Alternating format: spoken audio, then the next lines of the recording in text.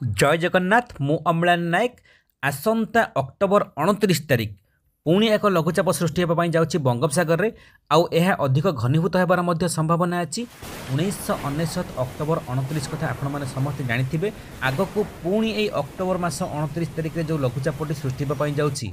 केते शक्तिशाली हम ता छड़ा अक्टोबर मास को बात्या मास कहुए आसुवा लघुचापटी केते भयंकर हो पारे ए सब को जानापी निश्चित भिडियोटी को शेष पर्यंत देखूँ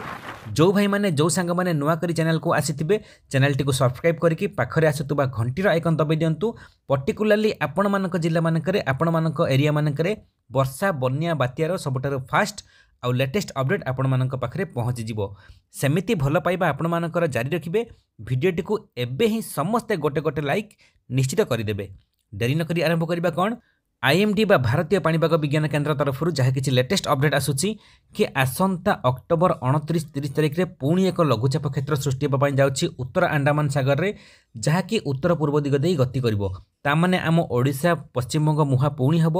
आउ बर्तमान जो लघुचापटी सृष्टि होता ताहा already Paschim Banga Bangladesh border line रे तामाने सागर द्वीप खेपीपुरा पाखापाखि लैंडफॉल कर सारी जहाँकि संपूर्ण दुर्बल हो सारी आसंता 2 ରୁ 3 दिन पर्यंत आम ओडिशा रे विशेष वर्षा देखा मिलबनी पाग मुख्यतः शुखिला रहिबो किंतु सबुठ बड़ कथा कि अक्टोबर मास शेष सप्ताह तामाने आपण समस्त जमिति जानती आम ओडिशा रे अक्टोबर मास को बात्या मास कहुए 12 अक्टोबर 2013 फैलिन आसीथिला गोटे वर्ष पर 12 अक्टोबर 2014 हुडहुड आसीथिला पुणी सेम सही डेट 12 अक्टोबर 2018 इटली आसीथिला 2020 तामाने एई वर्ष 12 अक्टोबर रे बात्यार गोटे पाद तलक रहीगला कौन ना डीप डिप्रेशन रूप देकी गतिगला आम ओडिशा देकी आंध्र प्रदेश काकीनाडा ठारे लैंडफॉल कला आपण समस्त जानती आंध्र प्रदेश आउ तेलंगाना रे 100 वर्षर रेकर्ड भांगी वर्षा भयंकर वर्षा बन्या होइतिला जोथि की पाखापाखि 35 ରୁ 40 जनकर मूल्यवान जीवन हानि होइतिला ता छड़ा सबुठ बड़ कथा कि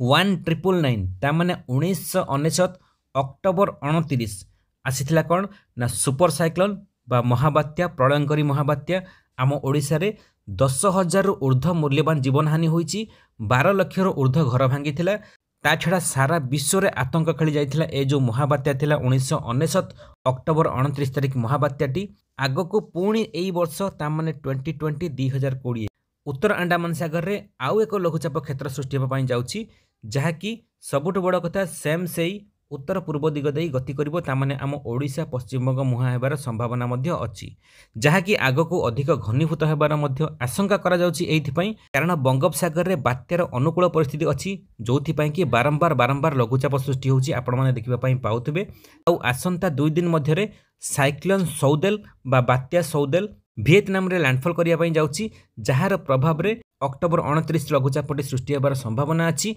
आउ जदी बात्या सौदेल टी अधिक घनीभूत होगी 26 तारिख रे लैंडफॉल कला तामाने समुद्र भितर अधिक समय रहिला माने आहुरी अधिक बड़ गोटेइबो जहाँकि अक्टोबर 29 रे जो लघुचाप सृष्टि हेबो आहुरी शक्तिशाली होबार मध्य संभावना अछि ता छड़ा पाणीपाग विज्ञानी माने जहाँ किछि आशंका करुछंती कि थाईलैंड रो बैंकॉक पाखापाखि आउ एक लघुचाप क्षेत्र सृष्टि होबार संभावना अछि आसंता 31 तारिख रे तो ए लघुचाप गुड़िकर केते प्रभाव रहिबो कोन तांडव करि पारे कारण जेकोसी बात्या किंबा महाबात्या सृष्टि हुए प्रथम लघुचाप ही से आरंभ हुए आग को लघुचापटी केते भयंकर रूप नब इंटरनेशनल वेदर फोरकास्ट हो किंबा आम भारतीय पाणीपाग विज्ञान केन्द्र हो स्काईमेट हो जोटी भी जहाँ भी किसी लेटेस्ट अपडेट आसो सांगे सांगे मुझे अपलोड कर आपण मानक पाखे फास्ट अपडेट पहुँचे आप समस्त जानती से जो मैंने चैनल टी सब्सक्राइब करेंगे निहाती चैनल टी सब्सक्राइब करके पाखे आसुवा घंटी आइकन दबाई दिंतु लघुचापटी केमिति सामुद्रिक झड़ पर बात्या और महाबात्या परिणत हो जाए से वीडियो जदि आपण मैंने देखा चाहूबे ताहले निहाती गोटे कमेंट लिखुँ से वीडियो मध्य मु तैयारी करके अपलोड करदेवी आपण मैंने जानीपर कि लघुचापटी केमिति महाबात्या परिणत हो जाए